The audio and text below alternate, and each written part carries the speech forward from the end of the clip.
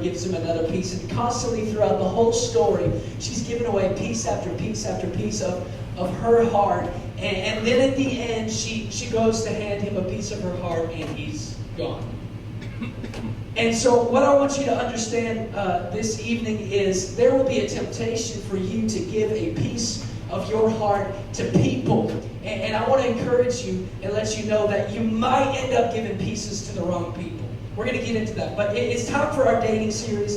And this is my favorite month in United, I think, because I love the dating stuff. I love teaching on relationships and all this thing because I'm so excited for you guys to find the right person. How many excited to find the right person for you? How many people single in this place? Let me hear you. How many people single and taking applications? Okay. We actually got some. How many people are in a relationship right now? Okay, those people are less excited to let everyone know. But I believe this. I believe that there is a right person for every person in this place. That's good news.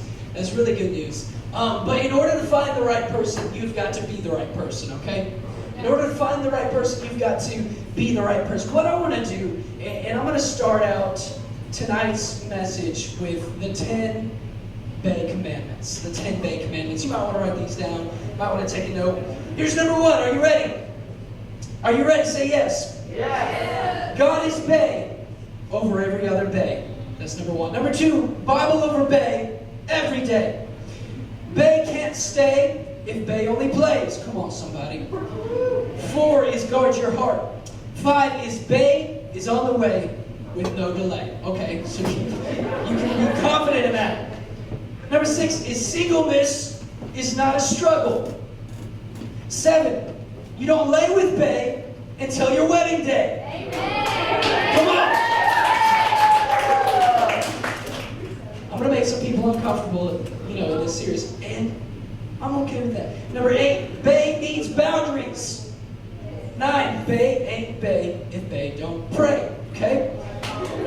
Yeah. Number 10, Bay ain't Bay just for today. Okay? Faithfulness.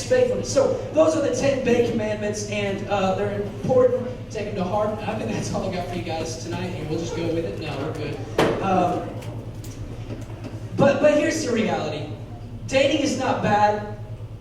Not at all. I know there's a lot of youth pastors out there who are like, dating is of the devil, and if you date, you're going to hell now, tomorrow. And it's, listen, I hope that you meet someone here and that you start dating them. And then that you guys get married, and I get to do your wedding ceremony, and it's going to be awesome, and I get to embarrass you and tell everybody about stories of when you were in your teenage years and all this stuff. But here's the thing. Dating is not bad. It's not bad at all. But when you don't involve God in the process, it becomes a very bad thing. When you don't make Him the center of it, it becomes a very scary, and it can become a very messy thing. See, that number 10, it's not about having a relationship just for one day. I saw this quote the other day and I really liked it. It said, if you date without the intent of marriage, it's the same as going to the grocery store without money.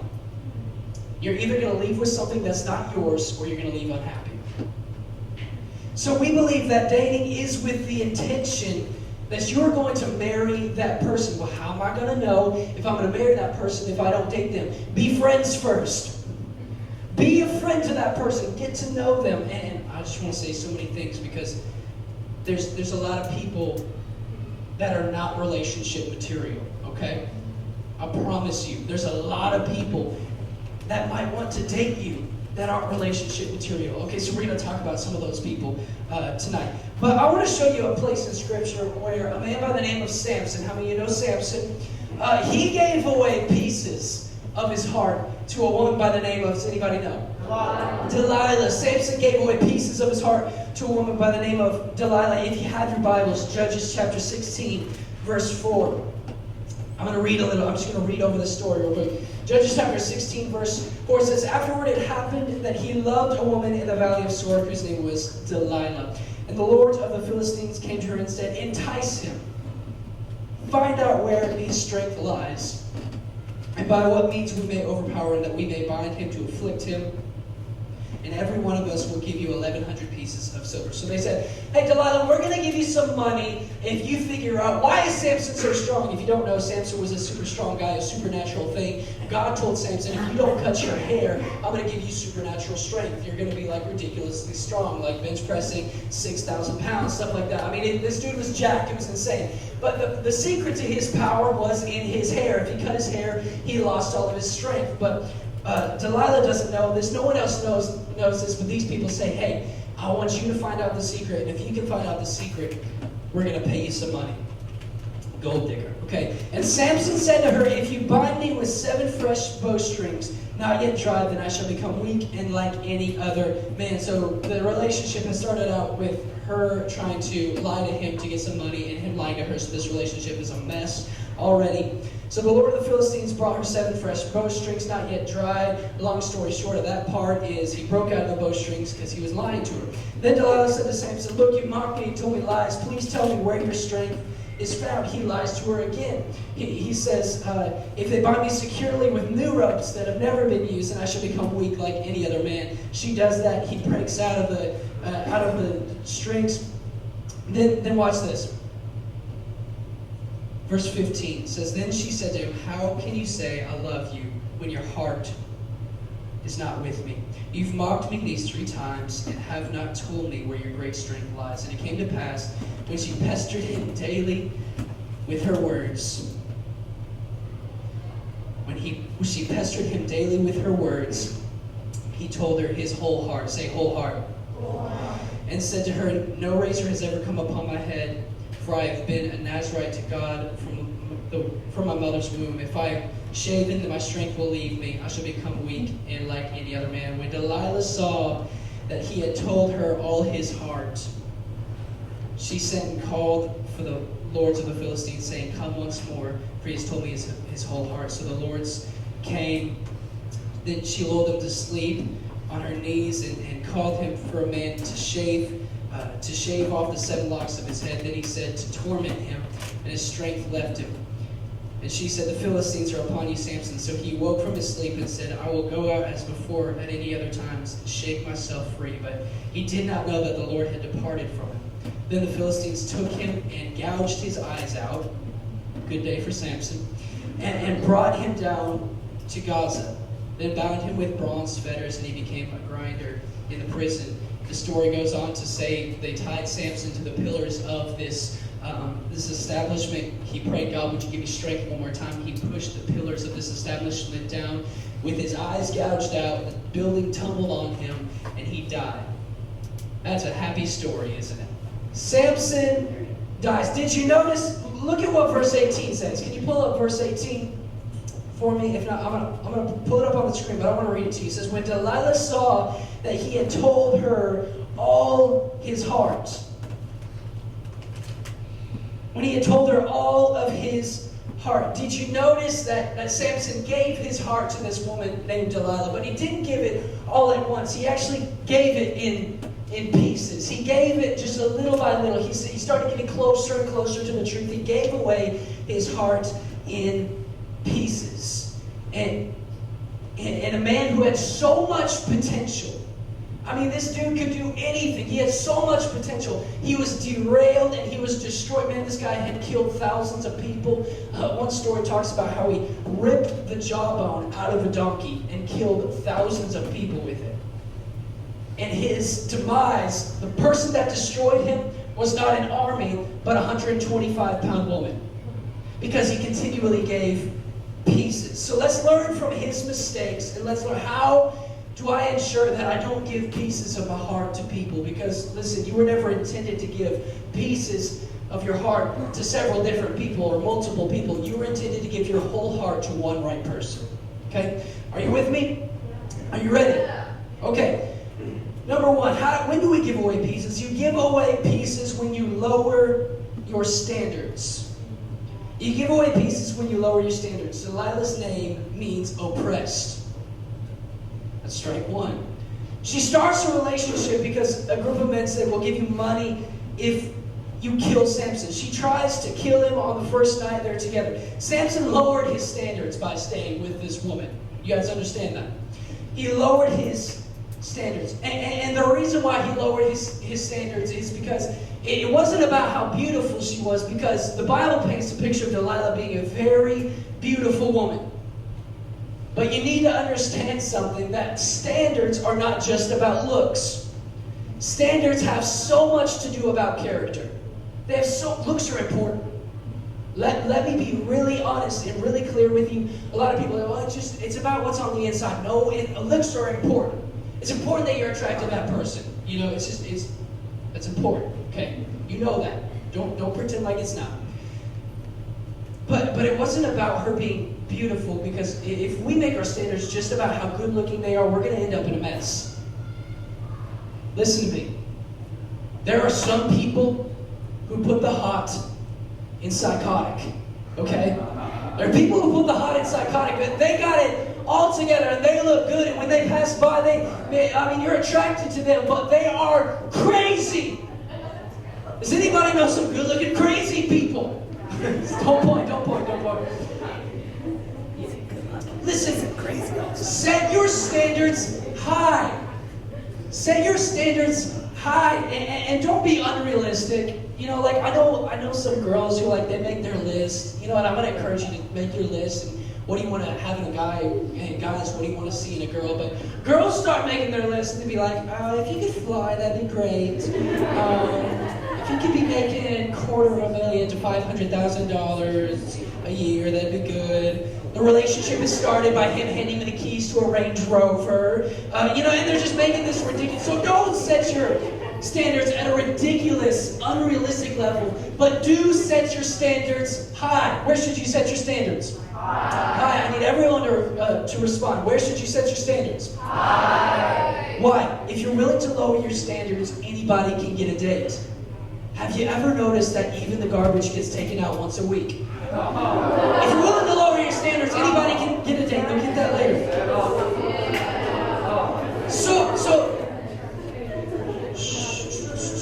Okay. We're moving. Pastor John, how do I determine my standards? That's an excellent question, John, and I'm going to give you some answers for that. Okay, how do I determine my standards? Here are some questions that you can ask. I'm going to go through these quickly. I encourage you to take notes on this. We are recording it, and we're making sure we got all that going, but so you can see all of this after and take notes, but I encourage you to take notes now. Here's question number one that you need to ask about that person, or to that person, or you need to even ask yourself internally about this person. How is this person with Jesus? Well, that's the youth pastor thing for you to say. You've got to say that, but I want to let you know that every divorce and every broken home and every shattered family and every messy breakup has all been rooted not in the lack of compatibility between one person to another person, but in the lack of a relationship with Christ. That is what the root of every single broken home is. It's not a compatibility issue. It's a closeness to Christ issue. That's what the problem is. Ask him, how is that person with Jesus? Here's another question you can ask that's going to challenge some people. How do they treat their parents? This isn't going to be popular with anybody. How do they treat their parents? Trust me. Just trust me. Trust your youth pastor on this. If they are constantly dishonoring their parents, there's going to be a day when they're dishonoring you. If they're constantly speaking about, well, my mom did this, my dad said this, and they're so dumb, and they're idiots, and they don't know anything, they're going to be saying that about you one day. How do they treat their parents? That's a good question for you to ask. This is going to sound weird, how do they treat the waiter? If you're in a group date, y'all are hanging out, you guys, the waiter or waitress comes up. Is he rude to that waiter? Is he rude to that waitress? Is she mean to that waiter or waitress? Why do we ask that question? Because that shows you, how do these people treat people who don't have anything to offer them? It's an important thing to ask. How do they treat people who don't have anything to offer them? Here we go. Are you ready for some bombs? This one's really easy to find out. You don't need discernment. You don't need to ask them this. All you have to do is go to their social media. Go to their Instagram, go to their Twitter, go up to that place where it says following and click following and see who they're following. Ladies, if this dude is following a bunch of girls who are showing everything on their Instagram, it's not because they're really close friends and they just like to stay connected. It's because his eyes are full of lust. And he doesn't have eyes just for you. He's got eyes for her and her and her and her and her. Where are you ladies at? Come on. Guys, if you follow her, and you look at who she's following, and the same thing happens. She's following all these, accounts with guys who are showing, mirror selfies with their abs up. By the way, stop doing that. That is like so strange. It's gross. It was so 2012. It was so never in Jesus' name. But listen, I mean, if he's. And let alone if he's doing that, if he's showing everything that he's got, please just walk away. Because if he's willing to show all of his 2,000 followers what his stomach looks like, then it's just trust me, it's bad. Walk away. Keep your standards where? High. Because this is what happens when you lower your standards. You're going to end up with the wrong person. Because God has someone who is the best for you. God has a person who is going to be the best fit for you. And this is what we do so many times. Where's my little paper heart? This is our heart right here. And yeah, you guys hold on to that one that's in your chair. We're going to do something with that. Because this is what we do right here. It is when we lower our standards. Hey, focus. You'll find your heart. I promise. You'll get it. You'll get it. We've got some extras too. It's not like you're not going to find the person you're dating if you don't find it. Actually, if you look on the back of that heart, there's a name. We believe in selective marriages, and so whoever's name's on the back, that's who you're married. Hey, listen, guys. I got a lot to go through, so we're gonna hurry with this. But what you do when you lower your standards is you go and you give pieces of your heart to different people. You say, here is some of my trust. Here is some of my attention. Here is some of my affection. Here's some of my time. And we give pieces of our heart to people who don't belong. People who should not have those. People who do not deserve it. We give pieces of our heart. You know that you're with the wrong person if you've lowered your standards because God has the best for you. And listen to me. You can either say yes to God's best or say yes to a mess. There's really no in between. You say yes to God's best, or you say yes to a messed up situation. You give away pieces when you, what's number one? When you lower your standards. There you go. Someone just copied what I did with my hand. Yeah. You give away pieces when you lower your standards. Number two, you give away pieces when you place the physical above the spiritual. You know why Samson was drawn to Delilah? Samson was not walking one day and saw Delilah on her knees praying or worshiping and thought, man, that girl's singing Oceans. She's got to love Jesus, and walked over. No, Samson was drawn by his flesh to Delilah. And I want to tell you, you need to be careful who you enter into a relationship with, because a lot of people are not interested in a healthy, God-centered, marriage-going relationship. They're interested in what you have to offer them. I just want to be honest with you. Guys use the emotional to get physical. Girls use the physical to get emotional. I'm going to repeat that. Guys use the emotional to get physical. Girls use the physical to get emotional. This is why it's so important that we don't put the physical above the spiritual, because so many people think that if I could just get into that relationship where I get something physically, or they say even if I could get something sexually, that's going to satisfy me. I want you to know, and I know I preach this almost every single week, but it is absolute truth. Jesus is the only thing, the only person that can satisfy you. There's brokenness, and we feel empty, and we feel hurting, and we've been hurt by things. But what are you going to do to console that or heal that? And many people run to a physical, sexual relationship to cover that wound or to take care of those things. But Jesus is the only one that fixes it. He's the only one that fixes it. Samson, what happened to his eyes? Samson's eyes got gouged out in the natural when the Philistines came, but he gave away his eyes to the enemy way before that when a woman by the name of Delilah caught his eye. He gave his eyes away and said, I'm going to pursue this woman, not based on what's on the inside of her, but how she looks on the outside. It's so dangerous. It's so dangerous to do that. Don't just look at the natural. Look at what's inside. Look at how they pray. Look at how they worship. Look at how they treat even church authorities and their pastors. And look at those things. Take care that you look at those things. Samson didn't look at the dirt that she carried inside. He was just looking at, this is how good she looks. Ladies, I don't care how good looking he is. If he's a jerk, kick him to the curb. Okay, if he is a player, you need to ditch him. If he's with you for what you can offer him physically, please dump him. Dump him and make him cry and smile while you're doing it. Sucker. Let me say this. I always kind of, and it's both it's responsibility on guys and girls, but I know how guys think, and I know how they act, and I know how driven by your flesh that you can be. And so I want to say this: if you are in this place and you're scouting out girls that are in this youth ministry, I want to tell you I love you, and I'm here to walk you through things that you're dealing with. But if I have to make a decision between you filling a seat and some girl getting her heart broken, I'm going to go ahead and side with her and say, you can go ahead and leave and not come back. I'm so much more interested in the spiritual health of this place than filling seats. So if you're in this place just to find some girl that you can manipulate to get what you want physically, please leave.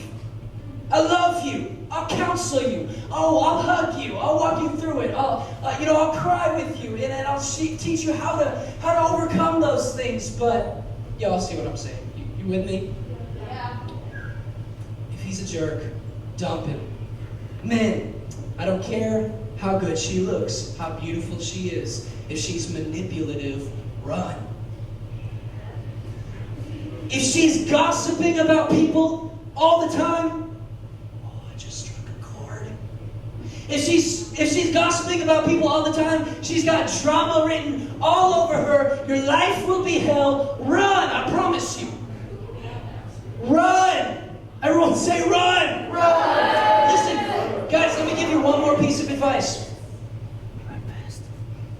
If she has a deep desire and a burning passion to have all the latest cars and all the latest clothes and all the latest stuff, and she doesn't know how to manage her money well, she might look like a 10, but 10 is also what your bank account is going to say when you get married.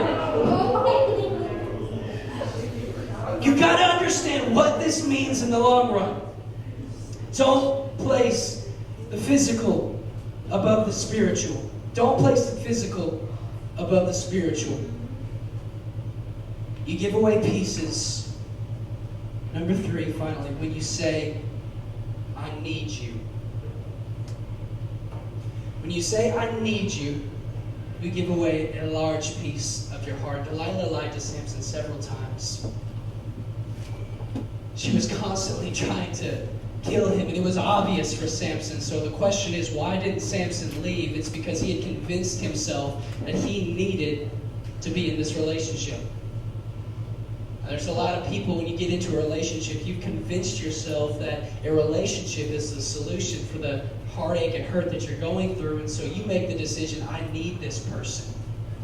And when you tell them that you need them, they can manipulate you any way you want.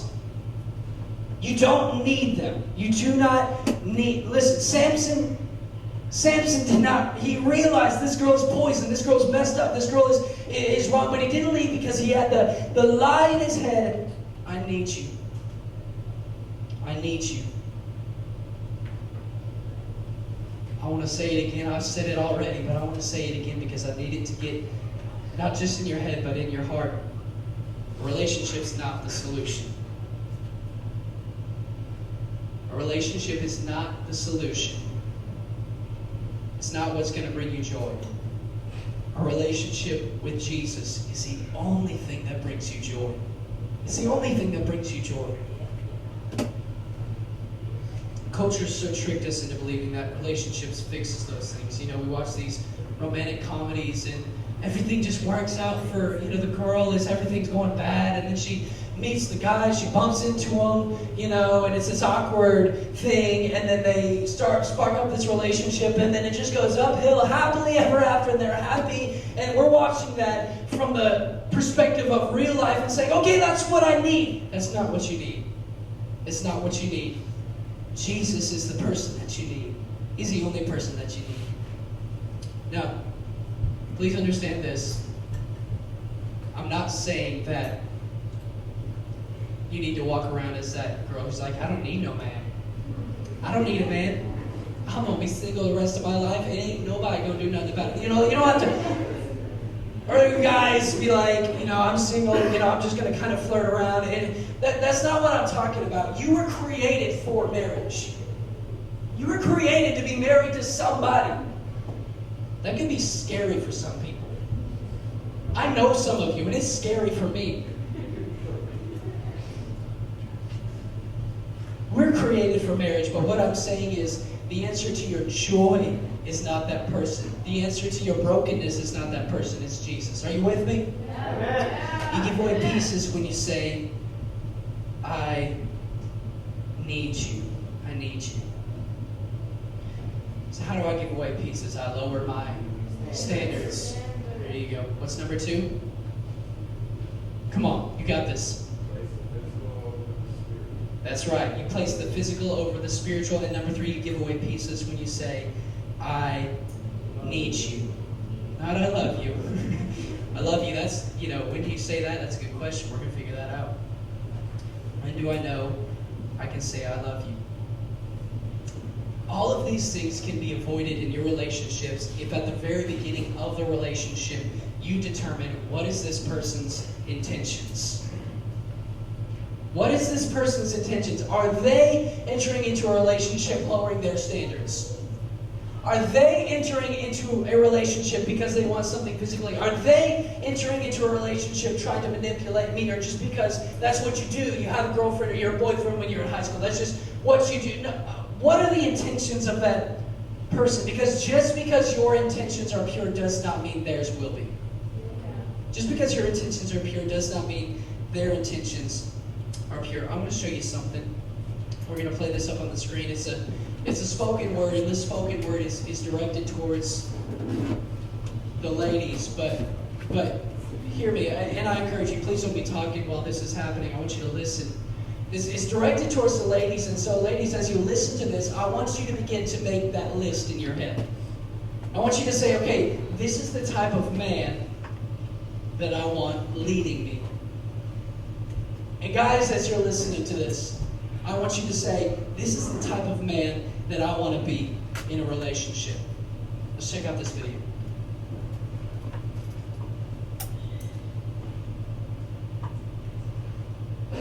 You are beautiful. But unfortunately for you, those words have just become another common cliche. As a way to play you of your character and to distort your image like a caricature, to create the carnal cravings that evil men possess while their compliments only concealed their false disguise, because their true motive was to change your conviction into compromise. Glamorous lies like something being advertised because he knew you would buy. Had his eyes on your prize, which eventually became your demise, but you overlooked his wrong. Like something being decriminalized, all because, after all, you had finally got attention from that guy. Ladies, tell me, since when did wanting his attention become more important than knowing his intentions? Interesting how we have been so immune for the wrong for so long that we think a lie has become the truth. That's what's wrong has become so normal that we label things as old-fashioned when really it's just having morals. So here are my intentions. 1, I will pray for you and cover you.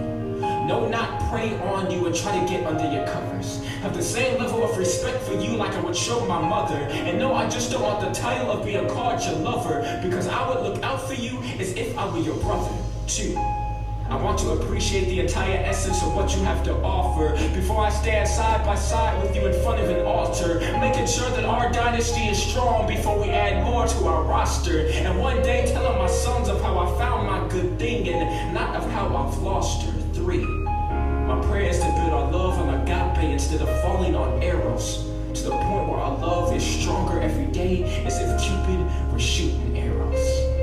And those arrows point us into the right direction. 4. And probably the most important, please don't take my word for anything that I say. Because if my actions consistently say something different, then let that be a warning for you to stay away. If I treat you less than your worth, then please run away. Because a man puts away childish things, so let's stop playing with the games. 5. You are God's workmanship. You are his personal handiwork. He created you with his delicacy, so yes, I will respect and protect your celibacy. Because if God made you so intricately and so perfectly, then who am I to selfishly and recklessly make light of something weighed so heavily? See, sex is heavenly, and we can enjoy it when you say yes to me. 6. My prayer is that you and I wouldn't push each other away, but that we will push each other towards Christ. And that these words that I'm saying, that I want to actually apply them to my life. But you become so hungry for a ring that you have failed to realize that a man already hung for your ring. See, the day that Christ died is the day he automatically set out for you to be his bride.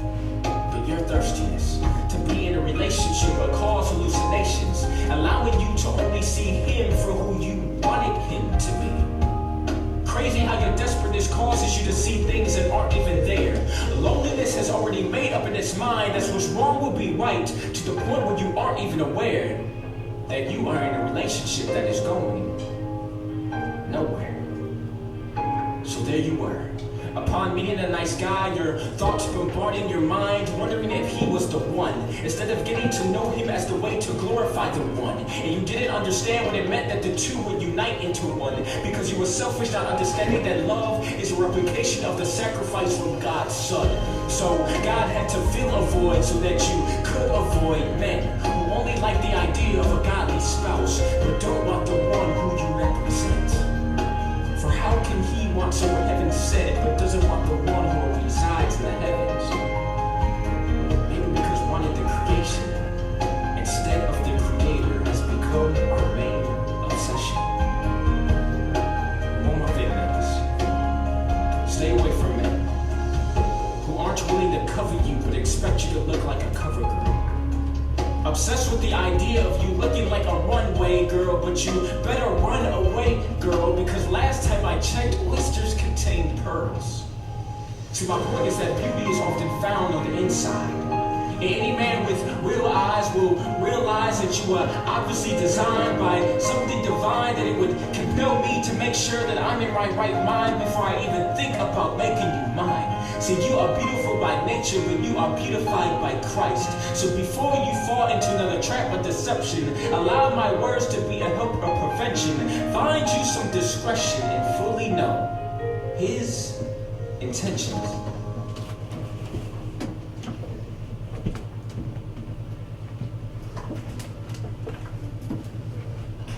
So, yeah, that's good. So he goes like, I want to date that guy. Is he single? He's amazing. Oh, so sweet. Listen. Okay, someone is actually crushing on him. They've already looked him up on Facebook. They're following him on Twitter. What's going on? Oh, hey. Tell him I said hello. Oh. You give away pieces when you lower your standards, when you say, I don't really mind what this person's intentions are. I'm just interested in being in a relationship.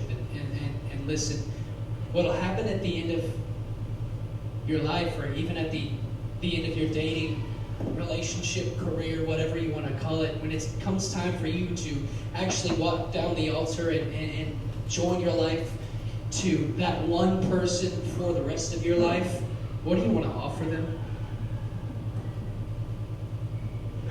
I'm thankful that on June 8th, when I walked down the altar, I gave my whole heart. And Kaylee followed me down the altar. She gave me her whole heart.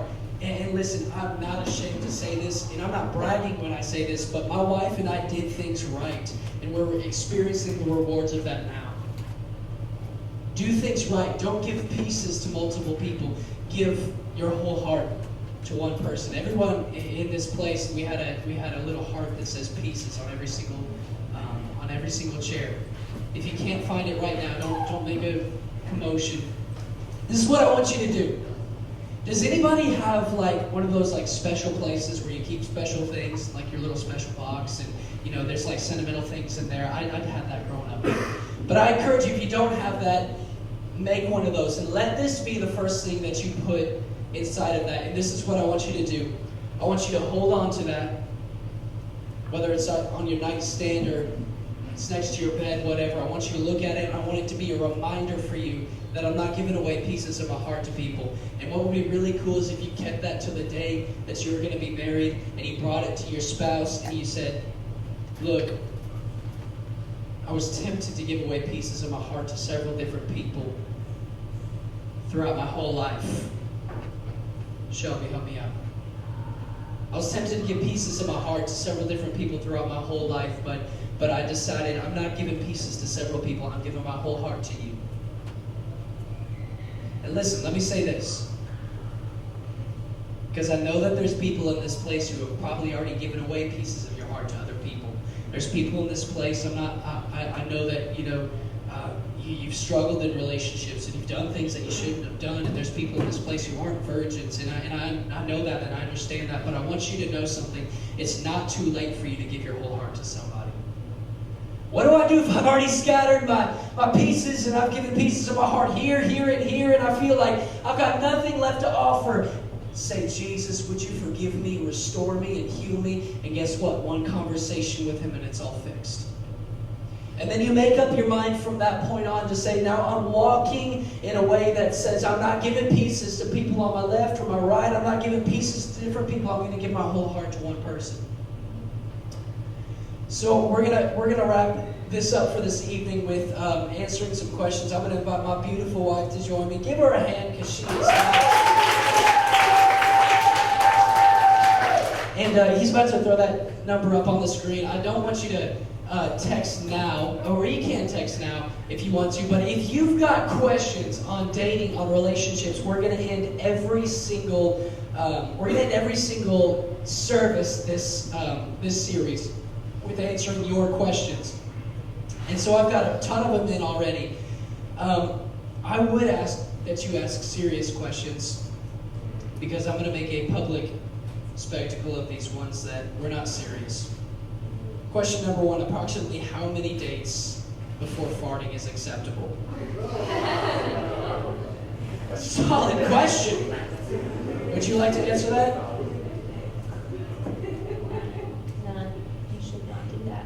So 0 dates. You can just come out of the gate farting. You should not eat in front of the other. Is fart a bad word? Okay.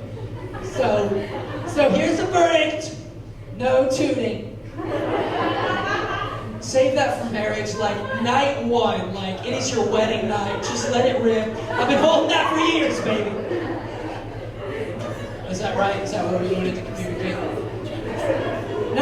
Number 2, should I report okay, so it says, I am dating a girl and her dad threatened to kill me. Do I report it to the police? I think this is a silly question. Some of y'all are nervous, like there's a crazy dad out there. I would encourage you in this, have her home on time and be very respectful. Okay, that's it. Should I pretend like I'm having a good time if it's the worst date ever? Yeah. Absolutely not is my answer. What's your answer? I'm gonna disagree. Okay. I would. Have you experienced this before? No.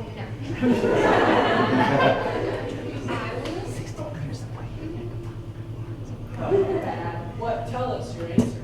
I would be nice, and then once they drop me off, I wouldn't call them back. Okay, so that's good advice, I would say. That's actually what she did to me. But I'm going to tell you a story. Our first date was at 2 a.m. at a Steak and Shake. Because we weren't allowed to date until, yeah, it was weird. We weren't allowed to date until we were out of high school, so I sat down with her dad, and I said, hey, listen, I want to date your daughter. I plan to marry her. Can I make this official? You know, Facebook official, that was the thing. And we did. I sang her I'm Yours on my ukulele in front of a bunch of junior high girls, and they went crazy. They all fell in love with me, actually, which was weird, because they were in junior high.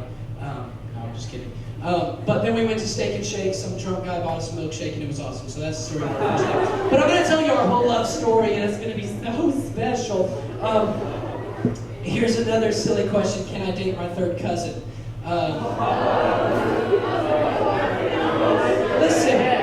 Listen. Shh.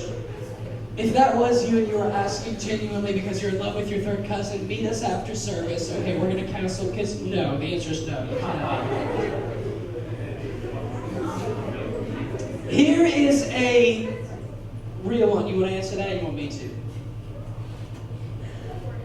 Okay. When should I say I love you? I've got a story about this too. I am always trying to think of creative things, and so I thought of a creative way to tell my girlfriend Kaylee that I loved her for the very first time. I wrote a song. Y'all, to tell her I love you for the first time. And that's how it ended. It said, I love you. And then she looked at me. She said, thanks. Thanks is what she said to me. She said, thank you. Sure appreciate it. Yeah. And then I hated myself until like yesterday. When should I say I love you? This. What? 3 weeks later, she said I love you. Why? I don't know. Because I want to make sure that I really loved him, and it wasn't my emotion. Yeah. Because he's so cute whenever he was singing to me. Aww. But yeah, that's why. Like a dog. So that's good. Thank you for calling me cute. When should I say I love you? This is the thing. You need to know that you know that you know that this person is the right person for you. The one you will marry. The one that you're gonna marry. Thank you. Because here's the thing, saying I love you is like giving a huge piece of your heart to them. I mean, love is so undermined in our society, and it's so like watered down in our culture. Like we love, I love my wife, and I love Cinnamon Toast Crunch. Like we love both of those things, you know. But love between a man and a woman is a powerful thing, and don't say I love you till you know you're going to marry that person. Okay? Is that married? Let's see. Can I date my stepbrother or sister since they're not blood? No, you can't.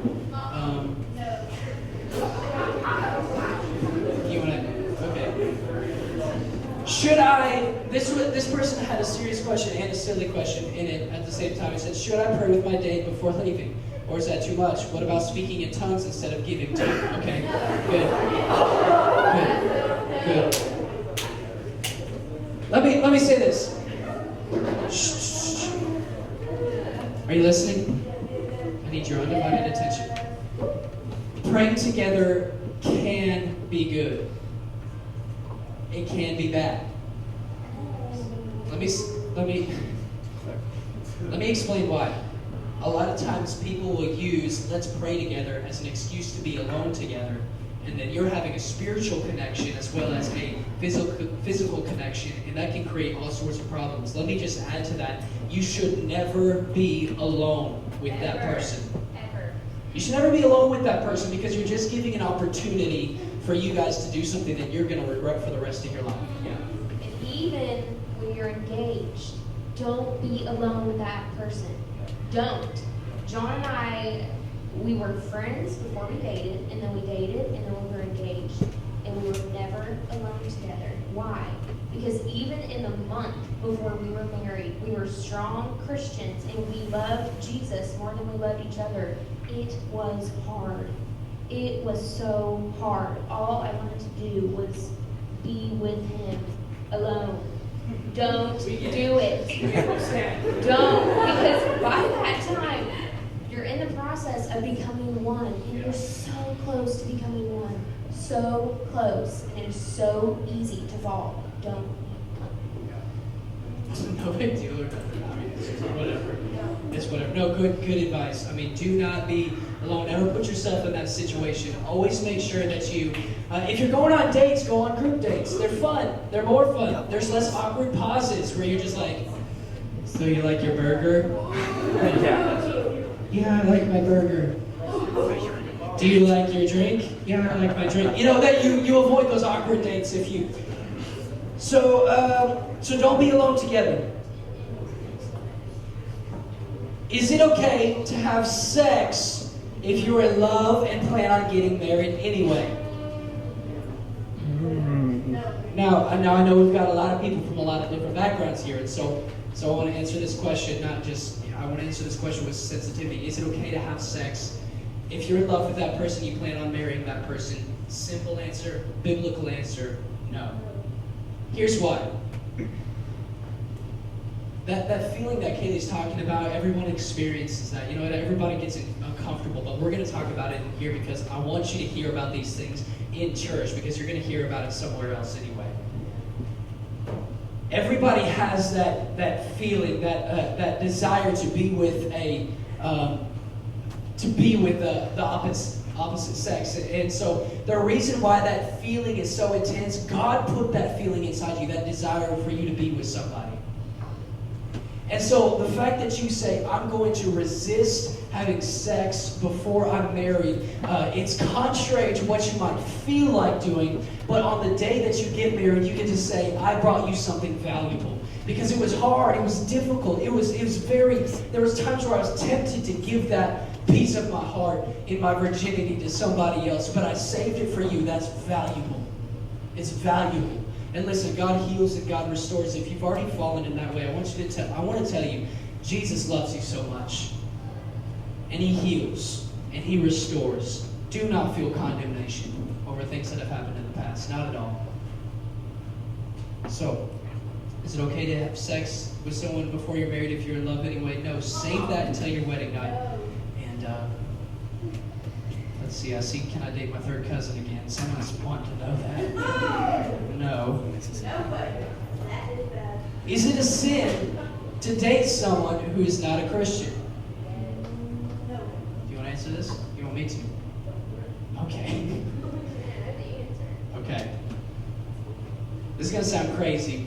The Bible says this. The Bible commands you and I. It says, do not be unequally yoked. And what that means is if one person is a Christian and the other person is not a Christian, then God is saying, you're going to set yourself up for all sorts of problems. He's saying, don't do it. So if the Bible communicates to us something and we do something that is opposite to that, what is that called?